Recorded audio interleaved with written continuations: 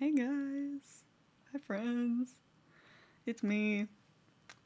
Um so today is May 12th, which is a very special day because it's my birthday today. I'm 22. Very exciting. I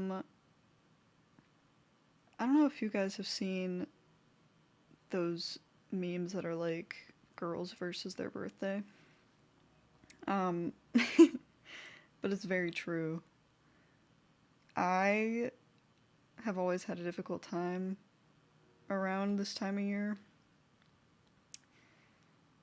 Ever since I was ever since I turned 10, I've had an issue with my birthday and getting older and all that.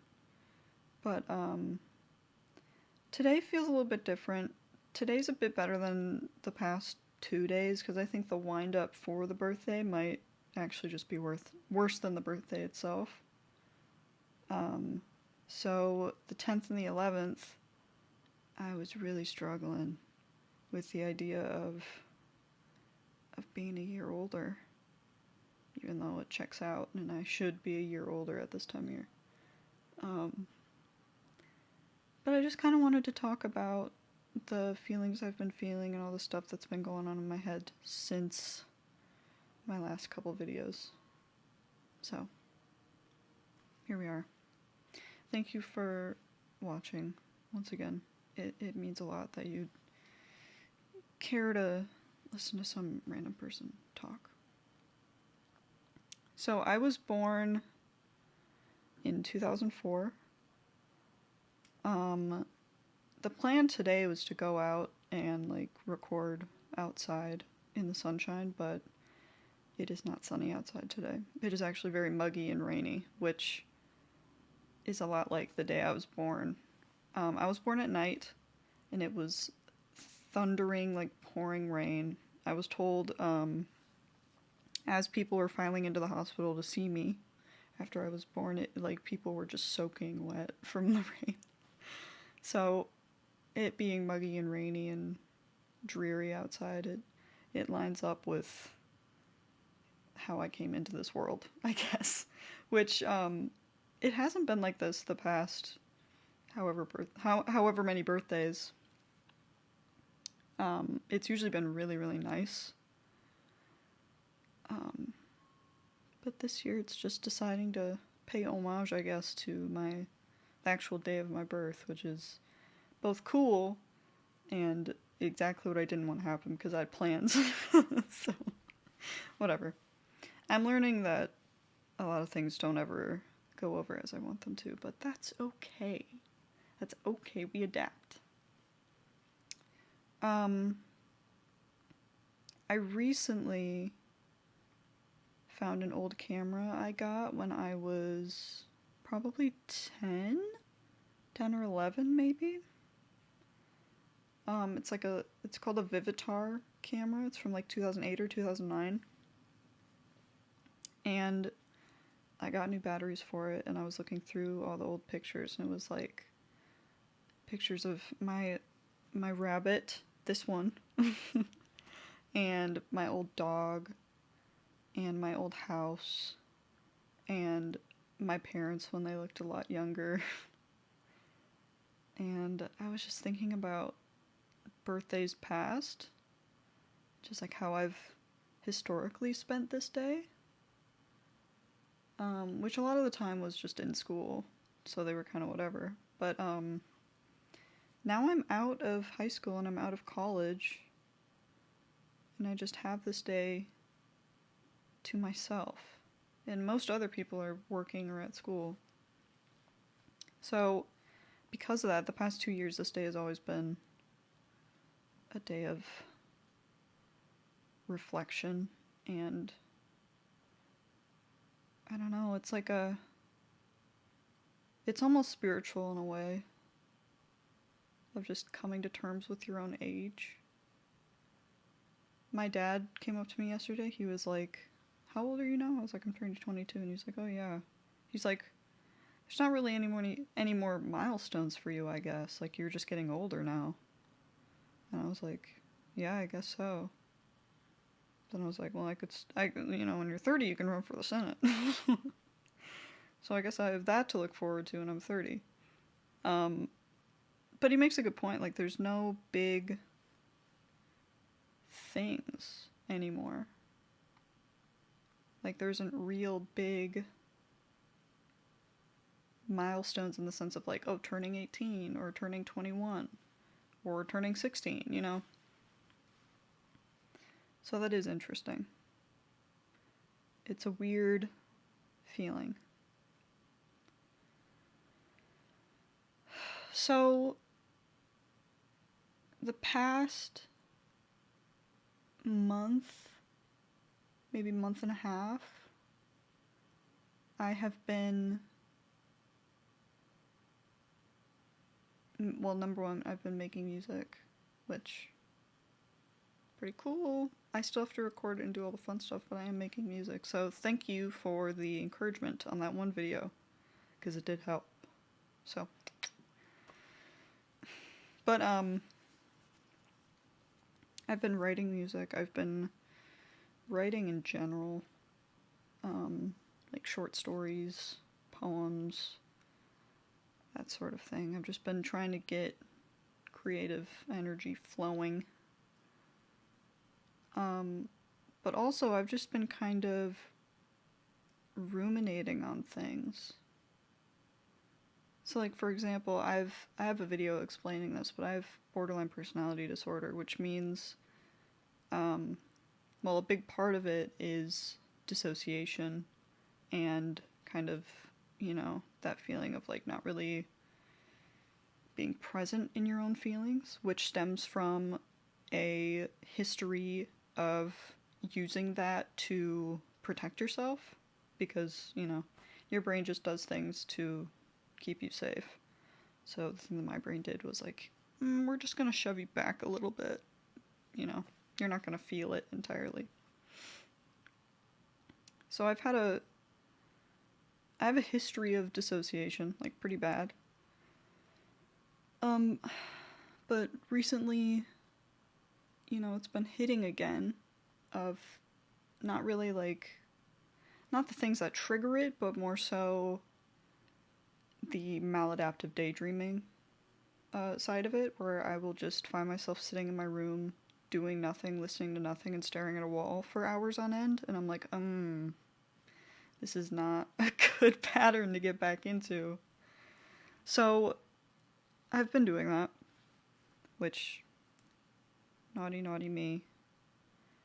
But in these sessions, I've been thinking a lot about, I don't know how deep I want to go into it, because it's pretty personal, which, you know, I haven't been very shy on here, but I feel like there's just some things that I should be a little bit more wary about. I've just been thinking about, and this is going to get philosophical, so if I'll try to keep everybody on board. I consider myself an absurdist, so, which is like the radical version of nihilism. So nihilism is the belief that, you know, the universe is inherently meaningless, like, there's no point to life, therefore you shouldn't be alive, like, there's no point in dying, like, there's nothing. There's just nothing, there's no point to anything. Absurdism is the realization of that, but instead of resulting in, you know, I should just die, it turns into, well, I'm gonna live despite that, because there's things I still want to do, like, I have personal meaning, which is the very dumbed down explanation of what I believe, but that's my personal philosophy. And I've never really had trouble with nihilism or nihilistic thought. Not historically, even when I was, like, horrendously depressed, like, I never really struggled with, I guess it was more so the logical dilemma that nihilism brings up, of like, you know, we've found why things are happening. It's not really divine in any sense. So what's the point of it all? When I was nihilistic before, it was more of a self-pity thing, but the nihilism that I just kind of got out of the spiral of was this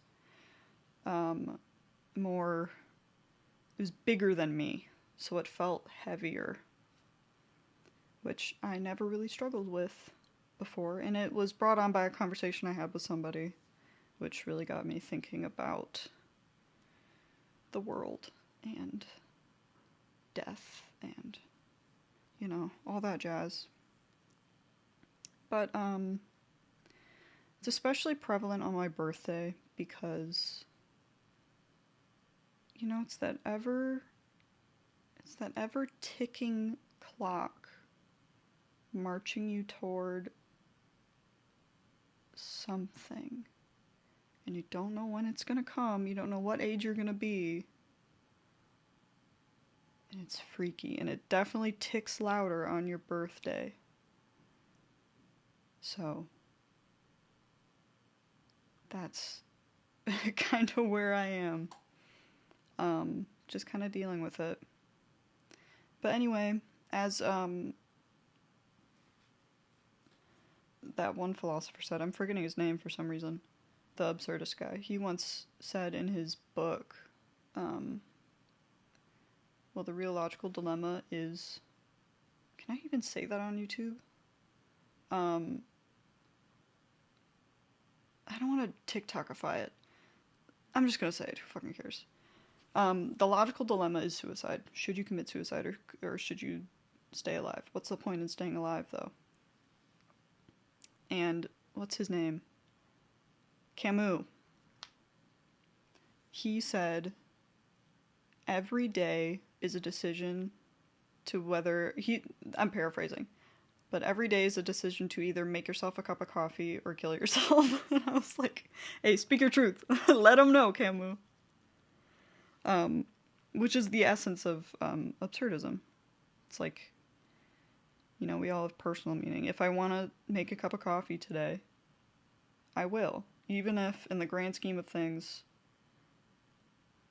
nothing matters. I'm going to die and nothing matters. I'm still gonna drink a coffee. Like, you're not gonna fucking stop me. So, yeah. I've been recovering from the nihilistic thought spiral, which is a lot of thanks to people like Alex O'Connor and other atheist agnostic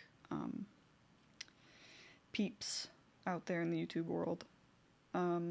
Because when you think about it, like, see, this is the part where I gotta stop talking because I'm gonna get too personal. But I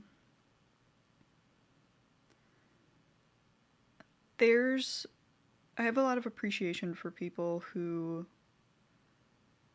have gotten past the fear-mongering of the religion that they were a part of, and in order to help other people through that similar struggle of being afraid of dying, and being afraid of what happens next, and being afraid of, you know, believing the wrong thing or whatever. So I have a lot of appreciation for people who are way better speakers than me and can explain things a lot better than me, and, you know, help people out of that rut like the one that I was in. So, oh, this is a short and sweet video. Anyway, it's my birthday. I am gonna go get my free Starbucks drink and come back home. And then, I don't know, maybe do online shopping, because I don't really want to be out and about today. That just doesn't really seem like the move. So I'm gonna get my drink. I'm gonna come home. I'm gonna watch some YouTube videos. And then I'm gonna go to bed, I guess. Well, I'm gonna stay up. I was born at night. I don't want to say the exact time because then people have my birth chart and I think that's very serious, but I'm going to stay up until then. And, you know, go like, yay, I was born right now. 22 years ago. And then I will go to bed. But, yeah. Thank you for watching. I appreciate you guys. I will see you probably early June, because that's my YouTube first post-anniversary of, like, showing you the things that I got. So I will make a part 2 to that and show you just stuff that I got this year, I guess. That sounds fun. So, I will see you then. Thank you for watching. Love you the most. Bye.